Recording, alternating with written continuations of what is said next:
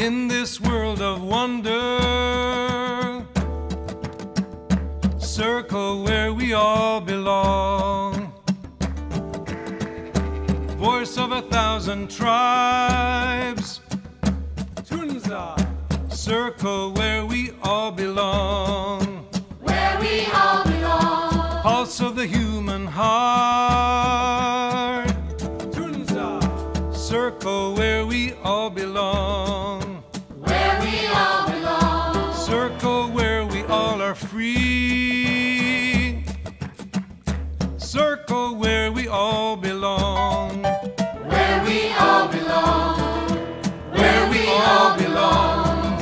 Where we all belong. Welcome to Lesbians Who Lunch. We are in the beautiful home of Chris Lenz and Linda Rogers, and I want to thank you so much for letting us be here today and for doing all the cooking and all the wonderful preparation of the food. And I'd like to know, Linda, what is it that's on the menu? It looks incredibly colorful. It is colorful. It's called Cracker Caviar, and it's called Cracker Caviar because you eat it with soda crackers. No other reason. Glad you explained. It's got shrimp and just a lot of other delicious things: mango, avocado, cilantro, scallions, and It looks great. it is great. And you said you're going to try I it. am So going to you try go ahead some. and tell me what you think. Okay. It's a risk I Oh wow! do not desire to take. Oh, I am so happy.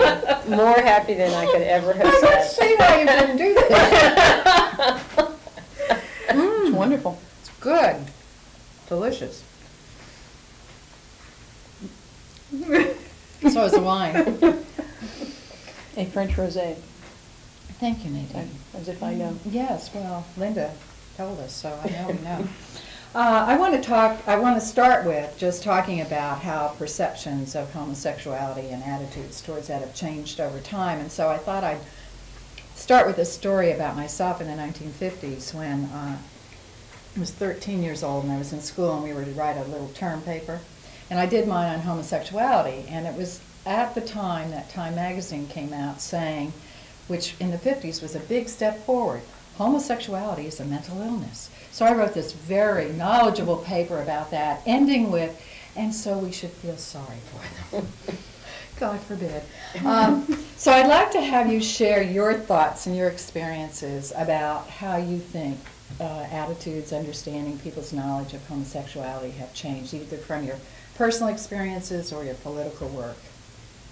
And who would like to start? I think I can say that growing up in Florida in the 60s and 70s, there was a great deal of political activism going on in the country around the war, but nothing about homosexuality. And it was still something that you could get in a lot of trouble for. When I went to the University of South Florida, the one thing I knew you could be expelled for was being an open homosexual.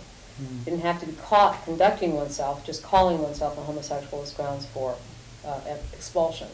So I left the state as soon as I possibly could when I graduated and thought there must be other places in the country that are more adaptable and acceptable. And there were. But coming back now after 25 years of being away, it seems to me that Florida has made some strident moves forward in acceptance that's mirrored across the country, actually. Do you agree with that, Carmen? Have you seen that in your experience? I've been in the area for about 26 years. I moved up from Miami, originally from Northern Virginia. And my experience is that as of late, there has been a lot more acceptance. And I've seen it, for the most part, in the media, not so much on television, certainly some in the movies, but certainly in print media. I know the St. Petersburg Times has done varied articles about couples. I just saw one in the paper yesterday.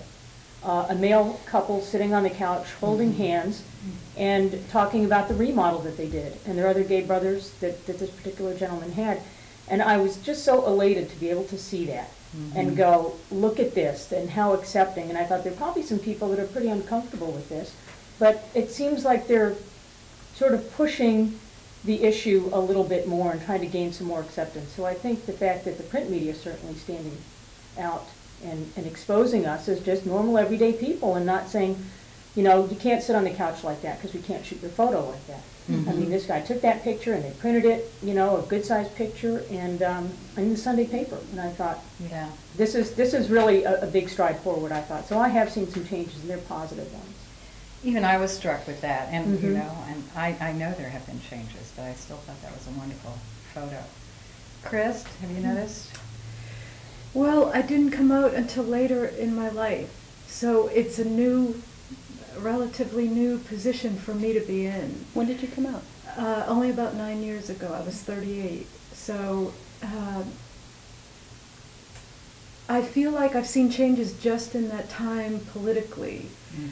This administration, of course, is not really helpful, but it feels to me like there's an underground, not underground, but an undercurrent movement that is ignoring what the administration says, and I feel like people in their 20s and 30s are not even concerned about it as an issue, and completely accepting, but my family was not initially, and some of my friends were not initially. So it's still, I think, something people want to think is not connected to them.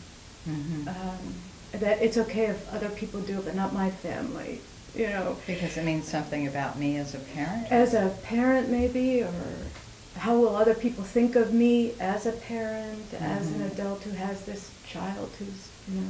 I think that was still an issue for my mother and father, definitely. But that's a different generation. I do feel like there's a shift, and it's happening with the younger people. I'd like to come back to that about coming out with your parents and your family, if we could. But first, I wanted to know what you've seen in your work and Well, personally. it's interesting because I don't think that there's one line that tracks progress forward. I think there's multiple lines. There's political, there's cultural, there's economic.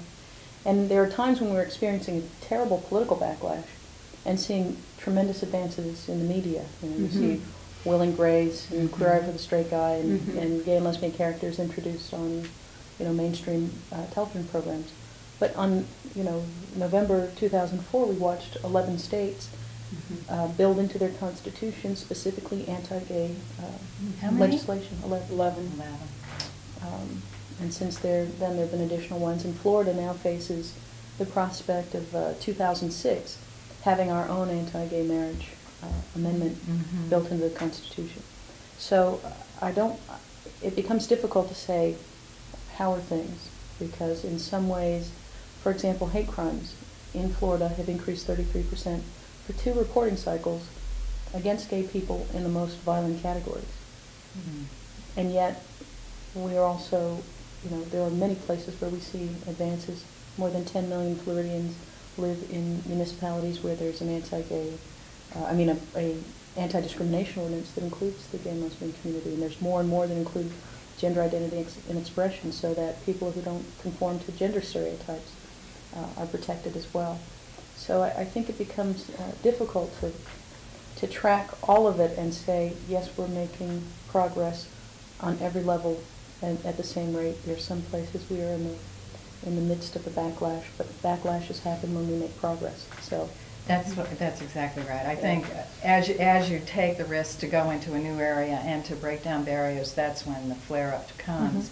But overall, there seems to be a trend towards more and more acceptance. I was reading The Cultural War, The Myth of Polarized America, and in it, Morris Fiorina, who is apparently a political scientist at Stanford University, was quoting from national election surveys, and he said, which ask, how do you feel about certain things, and rating from a 0 meaning very cold to 100 to total acceptance, with 50 being a neutral point.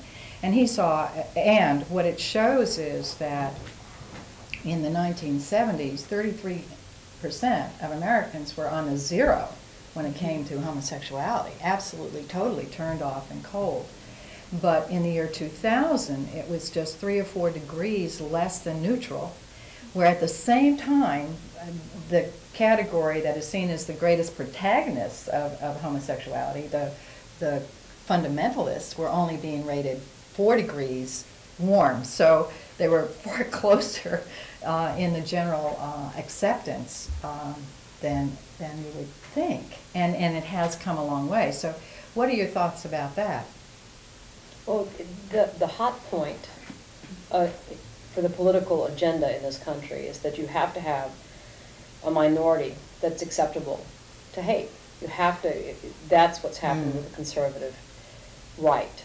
And right now, the one national minority that you can hate without any consequence legally are queers. Gays and lesbians are open game. And so it becomes a great target. And when you wrap sexual preference up with morality, which is what's happened here, and then you take that, you said, as a political bent. Not only are you homosexual, which is against God's law, but if you're homosexual, you have to be a liberal as well. There's no way there are any conservatives Well, out if only there. it were true. If only it were true. But this has become this portrait now. We have this composite of the homosexual in America. And it's a great poster boy for the ultra-conservative right. So I look at that and say, great, that's fabulous, because some publicity is better than no publicity. And coming from the wallpaper generation, where what you were supposed to do was stand in the corner at family reunions, stand at the corner, in the corner when you went to your work parties, and pretend as if you were in complete and total awe that all these straight people were having such a great life. It's great to see moving forward and knowing that the controversy, if that's going to create backlash, bring it on. The civil rights movement in the 50s and the 60s and the 70s and continues now understands completely that without that controversy, there is no movement forward. So I welcome it. It's much better than where that silence that we stayed among. Yeah, that dark The secret. dark secret. But your journey is really emblematic of how the movement shifted. I mean, for a lot of time, it was, let me get out of this small, confining, constricting, bigoted town into a place where I would be more accepted. So you have large concentrations in major cities and a focus on making change nationally, following the civil rights model. Now you have very much people either staying where they grew up or returning to where they grew up and insisting on being respected in their hometowns, small and large. And it has changed the movement dramatically because Powerful demonstration. Yeah, absolutely, and it's much more personal. I can be an anonymous, person in a big city, or I can be in the town where I grew up, where I know the mayor and I know the city council and my family, and this is the church I grew up in, all of those things. And those people can't dehumanize me. They can't pretend they don't know who I am, and that is the biggest, antidote. They to know the your humanness. stereotypes. Absolutely. So reclaiming your home. And you just brought up another point that I remember reading about the research that shows that when people know a gay or a lesbian, that their acceptance levels go up. It's the unknown and all the hype about that. Well, it's absolutely easy to dehumanize somebody that is Right. theoretical to you. Don't know. Right. There is a caveat to that. I mean, it used to simply be come out, come out, come out, and just by being out, you will transform the people around you. We did focus groups right before the November elections, well, in preparation for the November elections, and it was interesting because we did focus groups with people who identified as friends and family. So, they were screened as saying, I have friends or I have family who are gay, lesbian. And so in these focus groups, I was shocked to hear how much they weren't with us on the issues. And what it came down to was they didn't believe us when we said it was legal in most counties in Florida to fire somebody who was gay, that there was no state law that banned it, or that adoption, Florida was the only state with a statutory ban on qualified gay people being able to adopt. And they said, well, that's not true. And it's not true because I work with a gay person, they haven't been fired.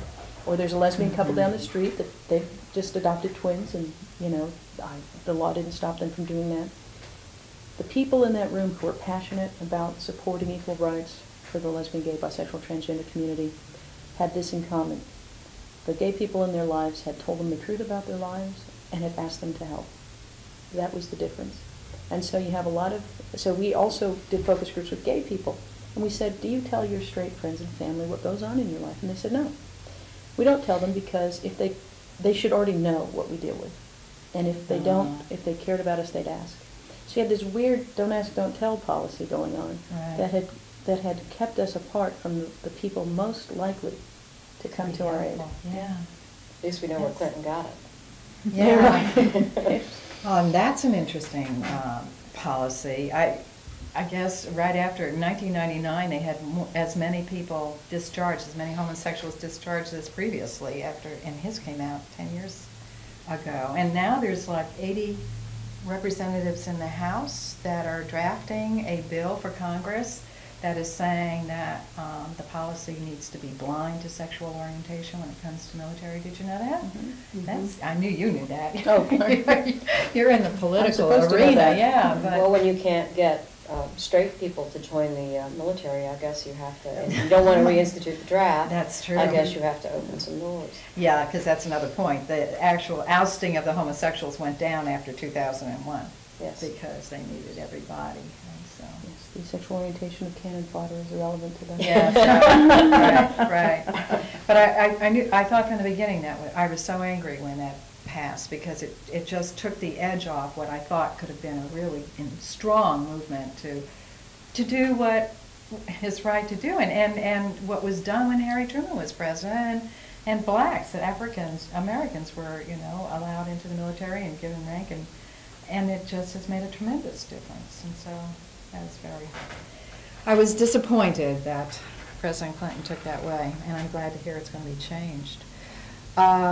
You were talking about friends and family not being aware of when you need help. I don't know that that's different from others, who don't tell friends and family when they need help for different things. Can you tell me a little bit, like, just to use myself as an example, having been married for 15 years and going through, deciding to get a divorce, nobody in my family knew that I was ever in crises or ever needed help or was unhappy or any of those things. So how is that different from what generally goes on with people who have this be strong attitude? Right. Well, I think that they're related. I think there's sort of a general, we protect our families from tough things in our lives, but also added to it, is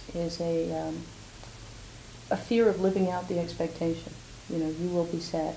Life will be harder for you. These are the things that even the most supportive parents say. I worry about you because life's going to be so hard for you now, and so there's a desire to protect them from that. But also, so many of these stories are humiliating stories. Of losing a job or being denied membership at the Y.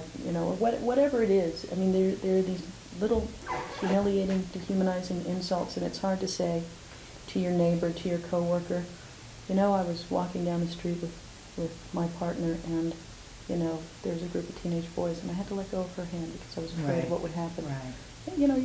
It's not the easiest conversation to bring up, but it's the essential one, and it's the one that's going to transform things. So I'll tell you, when we look at polling, it's not so much that the majority of Americans or even the majority of Floridians are against us. It's just that the ones who are deeply passionate about it, and the ones who are with us will get around to it. It's just not very high on the list of priorities. They don't, and I think it's because they don't understand their role. They think, I don't have a problem with gay people. I've done my part, rather than, I need to be standing up with my sister, my brother, my neighbors. I need to actively do something. And it's time now for straight people who are pro-equality to come out of the closet with that support. I agree. My being unhappy in a marriage is not the same thing as institutionalized devaluation of a human being. And that is the issue that has to be really addressed. Well, there's a lot of support, known support for people going through divorces and changes in their lives like that. And I think there's still a deep underlying homophobia when it involves gay and lesbian people that people don't realize they have until they run smack into it. The lack of belief that there's not the protection in our jobs, not the protection as we walk through the community. I don't think until you're in those shoes that you see and feel what's aimed at you sometimes. I mean, I know from my own personal experience from being straight the majority of my life and living a life that was acceptable to one that all of a sudden got me a lot of attention that was not positive. And I'll tell you that I also believe that what we do with our families is we don't share the joy either. We're not sharing the good times because we don't want to make our families uncomfortable.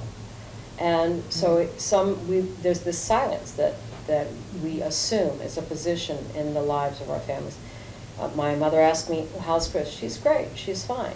These are our comments, and there's nothing wrong with that.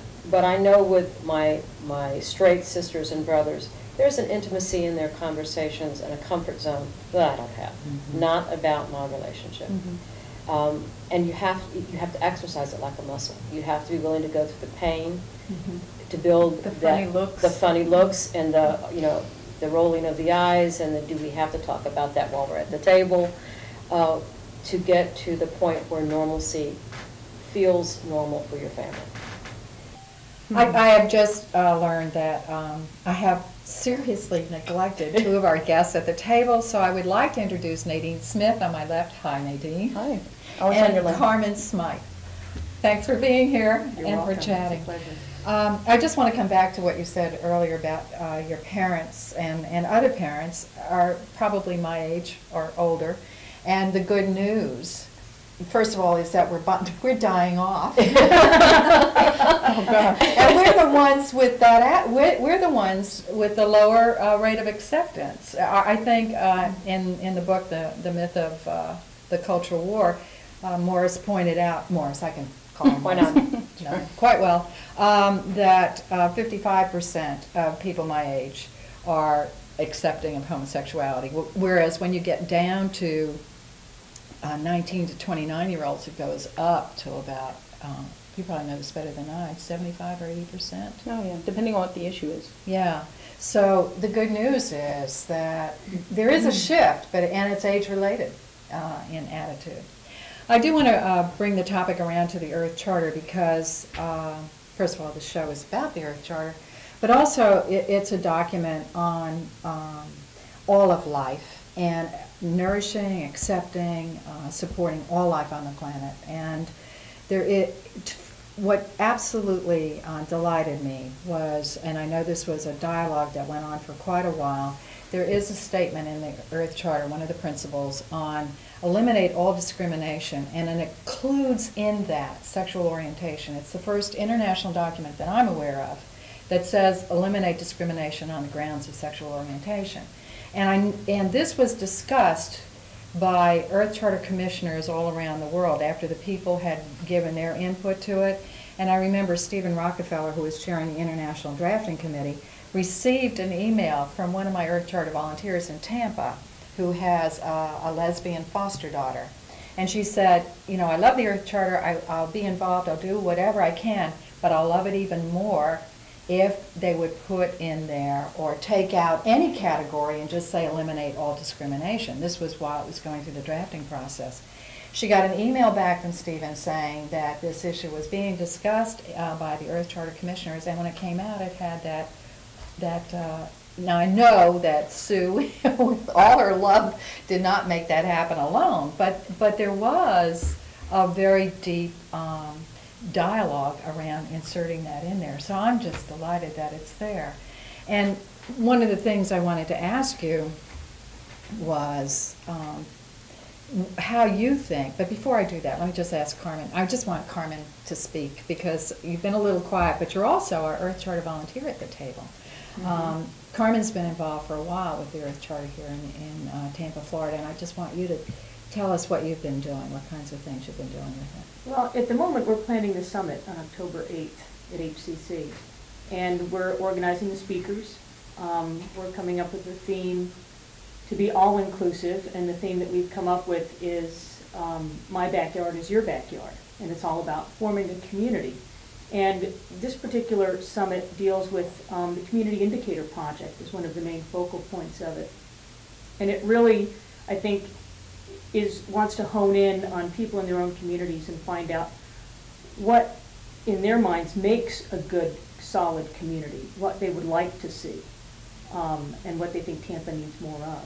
So we're working with speakers to organize that, to have a summit, and really from that summit, kind of work with people afterwards. We're going to have some volunteers and we're going to have some workshops afterwards. So you can actually start implementing some of the information, some of the ideas here in our own community. And I know also Carmen is getting involved in this TV series, trained as a camera person down at Community Access. I really should be on the other side of the camera. I know, but we needed her on this side today. some of the things that we have done is started Earth Scouts, which is an inclusive scouting program for boys and girls, and so that's one thing. I've also appeared just at a couple of the city hearings for the Human Rights Ordinance, speaking out and thinking that, well, Guy, you got to listen to this. The conference of U.S. Conference of Mayors have endorsed this and adopted this. This ought to be important to your city. It doesn't always travel very well, but I do try. And I was just wondering what other ideas you can give us, since this is an inclusive document and we want to attract all folks to it.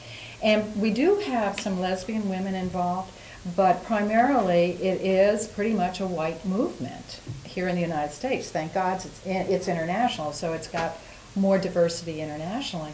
But how can we support the gay lesbian movement as well as engage more gays and lesbians in our Earth Charter movement? Any ideas? I think it's always important in when you're trying to engage a community, is to go into the community. So you really have to have a presence whenever there's a gay or lesbian activity. With Gay Pride Sunday coming up in June, it's a perfect opportunity for there to be a Earth Charter presence. Gay and Lesbian Film Festival. Every time there's an event that says gay and lesbian, there should be an Earth Charter booth or folks there saying, there's a reason that as a gay and a lesbian, you should be here. You should be a part of this. Here's another piece of the puzzle. Here's another building block for the bridge. Because it has, fundamentally, the most beautiful concept of inclusiveness of any document probably on the planet right now that's been written in the last 50 years, to have something as brilliant and simple and accessible as the Earth Charter. It appeals, when you can get people to read it, to just about everyone. So into the community, always into the community. We have to talk to our neighbors in ways that take us out of our comfort zone. You know, Equality Florida is the organization that I'm with. I think it's a fantastic organization. I want everybody to be a member of it. I want everybody to be a volunteer. But there's no substitute for you having a conversation with your brother. You going next door and saying to your neighbor, you know, I just found out that this anti-gay marriage amendment is coming, and I realized that we've been neighbors and I've never talked to you about my life, and I want to talk to you because this really scares me. And that is a transformative moment for people. And those are the things that I think we have to do. And in some ways, I think the far right does it more because they create a sense of community. And they build community around a fear of others. And we need to build a community around an understanding that difference is not something to be frightened of. Or we need to build a community around the acceptance and love of the others. The inclusiveness. Yeah, the positive. And that's exactly what the Earth Charter does. Thanks so much for being here, and I know we're moving on to the food now that the cameras are being turned off. So Jan, thank you. Yes, Thank you, Jan. It's a Yeah, pleasure. to the Earth Charter. To the Earth Charter. And to inclusiveness. Yes. Yeah, absolutely.